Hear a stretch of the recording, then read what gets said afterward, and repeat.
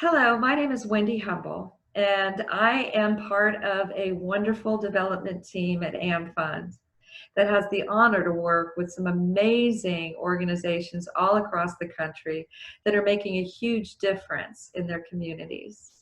At AMFUND, our mission is to empower worthy nonprofits by providing much needed unrestricted funds. And in this unprecedented time, we are highlighting some of our wonderful nonprofit partners that are making a difference. Now, a lot of the organizations we work with are household names, but many are smaller, very worthy and mighty foundations and organizations that are growing as we speak. And when I first learned of Hitting Cancer Below the Belt in Richmond, Virginia, and I was speaking with the founder and also the executive director, Mindy, Conklin, I realized she was one of those with the lofty goals, the passion. She's a woman of action and she's making things happen. So without further ado, I want to introduce you to Mindy Conklin, the executive director and founder, as well as Renee Malone, who is the program director for Hitting Cancer Below the Belt, also known as HCB2.org. Mindy, you have a story to tell. I'd like to hear how, and actually more importantly, why you started HCB2. Yeah, well, thank you, Wendy, very much for having us today. Yeah, Hitting Cancer Below the Belt was started back in 2013. We're a colon health and cancer prevention organization based in Richmond, Virginia. However, I never thought I would run a nonprofit organization. I was a mental health clinician and substance abuse worker at a county mental health facility, and my husband was diagnosed with colorectal cancer at the young age of 43. This was back in 2009. Well, he only battled for 16 months, and he lost his life in January of 2011. So needless to say, I was devastated. He did not have a family history of cancer at all. He also didn't have any symptoms that he had told me about. So this really hit us out of nowhere. Unfortunately, this is quite common. So I took a year off from work. I resigned from my job. I took a year off trying to decipher what was I going to do next. And I really had a large heart for cancer prevention and cancer early detection, especially colon health and colorectal cancer. And I realized there was nothing in the Central Virginia area, no organization speaking about this disease. So I started with a 5K race in 2013. And we had a small little group that, energized around all of us. And we offered this race and we gave all the money away. And then the following year, we realized, wait a second, our board membership had grown. We had built some relationships with some medical systems, hospital systems, and there were some real needs in the Central Virginia area that we could meet. And so we started building out a staff. So by 2014, we had a small staff. Renee Malone came on board just a couple years ago and has really helped us expand our services. We provide services, we also fund, we also educate. There's a lot that we do, and we have, like you said, lofty goals. We have more to do. No, gosh, for a lot of people, the COVID crisis has disrupted all of our normal lives, but I imagine your followers have even more to deal with. I know prior to this pandemic, you had a lot of programs available for people. So how are you continuing that work when we've got this separation? Yeah, obviously cancer patients and survivors have a lot of physical, mental, and emotional challenges, especially right now. This is a deja vu right now in regards to having them isolate themselves, wear a mask, wash hands, avoid friends and family. They just did this during their cancer treatment. And so this can be really difficult for them. At the same time, there's a lot of fear because they are obviously immune compromised and are at a higher risk for this disease. Unfortunately, we can't go out and hug and touch and hold their hands, but we can offer some of our services virtually. We offer all kinds of different things in regards to nutrition, in regards to movement, and also in regards to stress reduction. Those are our three main pillars. So we've continued with our Healing Belly Baskets, our delivery. We've also continued with some virtual services by pairing up with our partners who offer stress reduction, breath work, meditation, that sort of thing. And so we send out those resources to our folks as well too. Our monthly move support group has had to be put on hold because we cannot gather right now, but that's a monthly support group where we walk together, do low impact exercise, stretch out, and then offer a breathing meditation as well. Obviously that cannot be done at this point in time. But Renee has been really helpful creating the Healing Belly Basket deliveries. And so I know she's got a lot more information about how we're continuing to do this service. That belly basket sounds good. Renee, can you tell us a little bit more about that? I can. Our Healing Belly Basket is our signature nutritional service that we provide to any cancer patient or survivor. It's just a basket full of nutrient-dense foods that may help to support, your gut immune system through cancer treatment and beyond. You can apply for one, or anyone can, at HCB2.org. You can fill out a referral form there.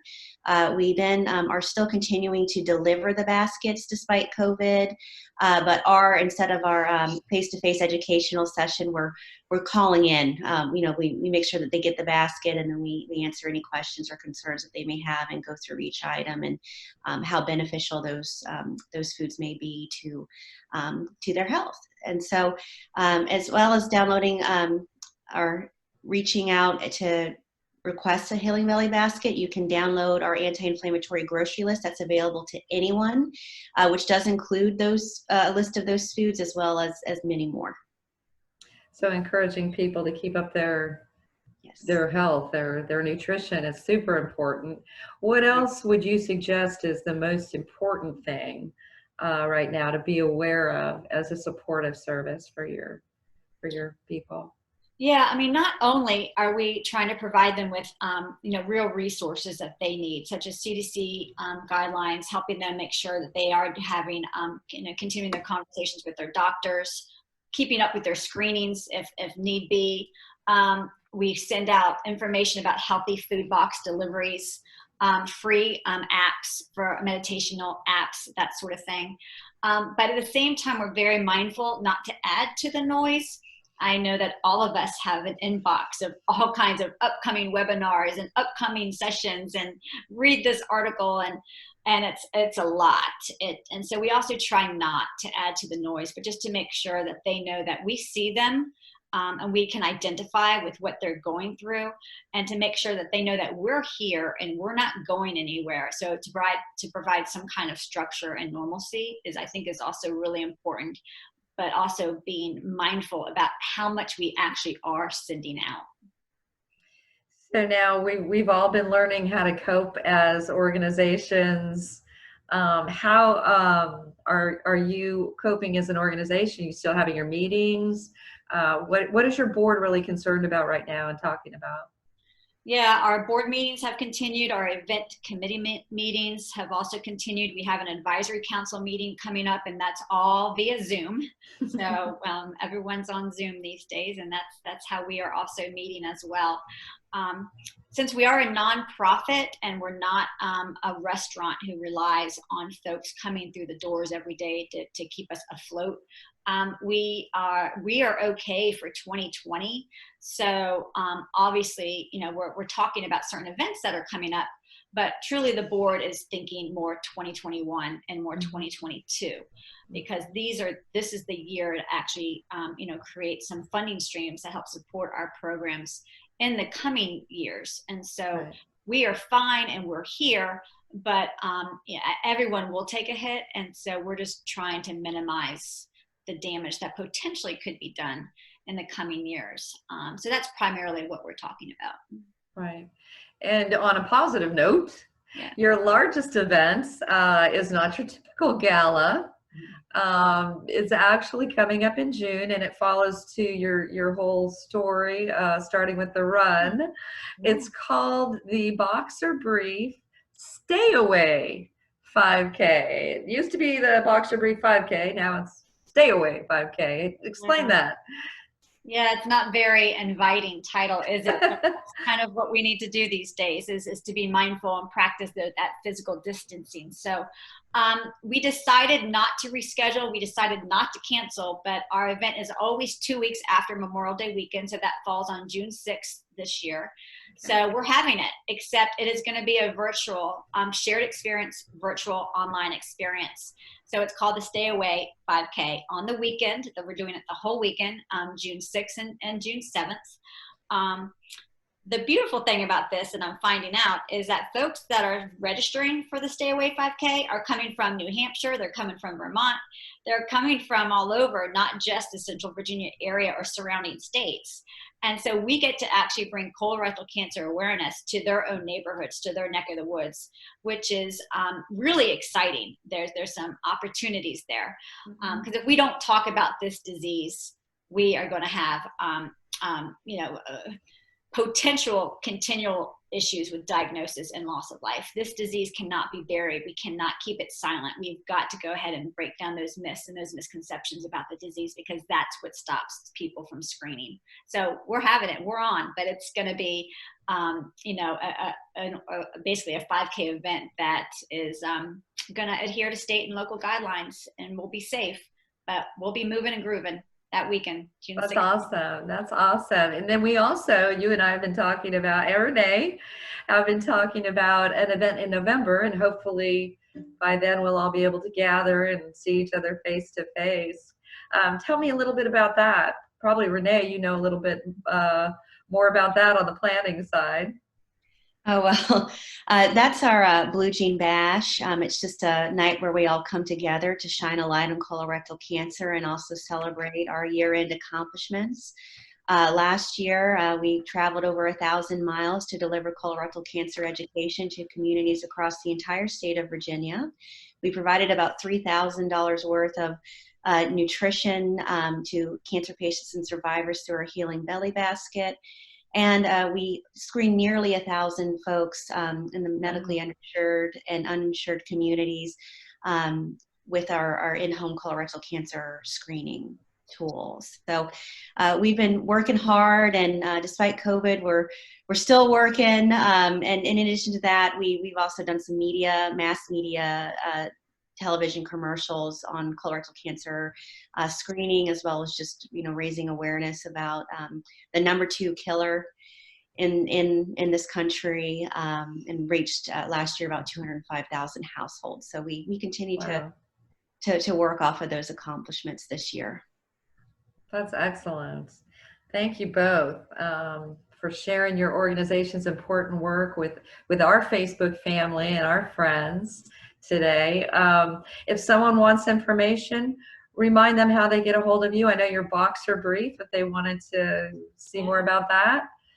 Yeah, well, our organization is Hitting Cancer Below the Belt, but we do go by the acronym H for hitting, C for cancer, and 2 B's for below the belt. So HCB2.org is our website. And then you can find us on all the social media channels, also on LinkedIn, on the professional pages of LinkedIn. Excellent. And I saw Katie Couric's got a little note for everybody on that front page when you get onto the website. Yeah, she did. She does. Yeah, she did us a favor, and she's on our front page of our website. So yeah, check it out. So you can't go wrong with that. Well, I hope everybody took something away today from our message. Thank you so much again for sharing what you're doing. I think it'll help a lot of different organizations that are kind of, struggling to figure it all out right now. Please replay this, everybody, and take notes, because I think you heard some good things here. And we're going to have more about our movers and shakers to come in the next several weeks and in the next installment. So look for our golden pair story next time. And thank you again, Mindy and Renee. And good luck with HCB2. Thank you. Thank you.